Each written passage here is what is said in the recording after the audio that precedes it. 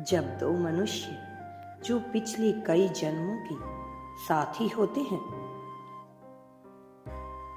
और वर्तमान समय में आमने सामने आकर फिर से टकराते हैं, तो मेरे प्रिय बच्चे, उनके बीच एक अलग प्रकार की तरंगों का ही आदान प्रदान होता है।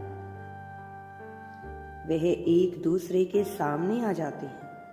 ऐसी तरंगे जो न केवल जीवन के विस्तार से बल्कि जीवन के सृजन से भी प्रधान होता है।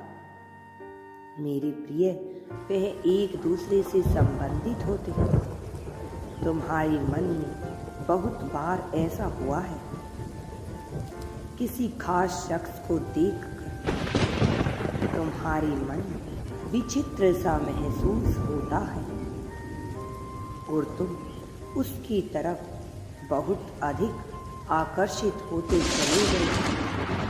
तुम्हारा ध्यान बार बार उस पर जाता है। मेरे बच्चे, पूर्व जन्म में जितने भी तुमने अब तक उसके साथ वक्त गुजारे हैं, चाहे वह पशु के रूप में हो, पक्षी के रूप में हो, या फिर किसी मनुष्य के रूप में हो, या किसी सूक्ष्म जीव के रूप में ही क्यों ना हो,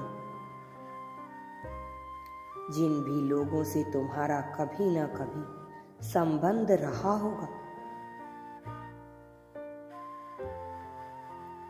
उनके प्रति तुम यूं ही आकर्षित होते रहोगे। तुम्हारा उनसे अलग ही एक रिश्ता होगा, लेकिन यह जरूरी नहीं कि उनमें से भी कोई तुम्हारा जीवन साथी भी रहा हो।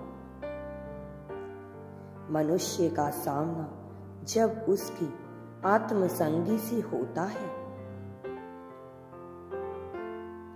तब उसके भीतर एक अलग प्रकार की ही ऊर्जा उत्पन्न होती है। मेरे बच्चे, यह एक संकेत है कि वह तुम्हारे आकर्षण का कारण है। यह केवल आकर्षण मात्र नहीं होता, बल्कि उससे भी ऊपर होता है।